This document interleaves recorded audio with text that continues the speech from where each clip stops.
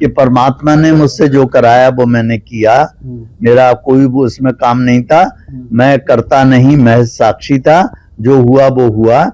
दूसरी बात क्यों हुआ ये मैं जल्दी से बता दूं, क्योंकि उसके पीछे एक संदेश छुपा हुआ है कि सीजेआई गवई साहब ने जो सुप्रीम कोर्ट में 16 सितंबर को सुनवाई की थी एक पीआईएल के ऊपर, कौन पीआईएल करता था ये मुझे नहीं मालूम, कौन वकील था ये भी मुझे नहीं मालूम, मगर उस समय उन्होंने सनातन धर्म का मजाक उड़ाया था ये कहकर कि मूर्ति से, क्योंकि खजुराहो में एक मूर्ति है 7 फीट की विष्णु भगवान की जो beheaded है, उसका सर जो है जब आक्रमणकारी हिंदुस्तान में आए तो उन्होंने बहुत से मंदिर खंडित किए, उनमें ये भी मंदिर है। मैं 3-4 दफे उस मूर्ति के सामने बैठ के रो चुका हूं, मुझे मालूम है कि कितना दुख होता है, इतनी बढ़िया मूर्ति का सर गायब है।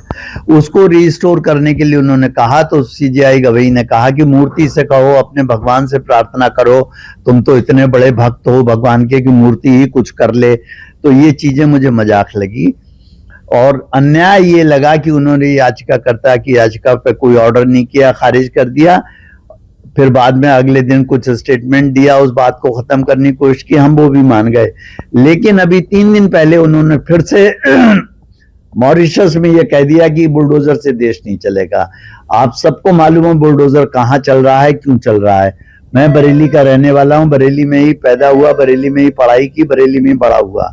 मुझे मालूम है जिन लोगों ने जमीनों पर कब्जे करके बड़े बड़े महल, होटल्स, मैरिज हॉल बना रखे हैं, उनके ऊपर अगर योगी जी बुलडोजर नहीं चलाएंगे तो क्या करेंगे। अगर फिर भी कोई आदमी ये सोचता है कि मेरे पे गलत चल गया तो कोर्ट खुली हुई है, आ जाए कि भाई हमारी जमीन अपनी थी, इन्होंने बेकार कब्जे में ले ली योगी जी ने, ये वो नहीं करेंगे कभी भी, क्योंकि जमीन वाकई उनकी किसी की नहीं है। बाकी मैं फिर कहता हूं कि अब इस समय मैंने कुछ नहीं, कोर्ट में भी कहा है, अब भी कह रहा हूं, सनातन का अपमान नहीं सहेगा।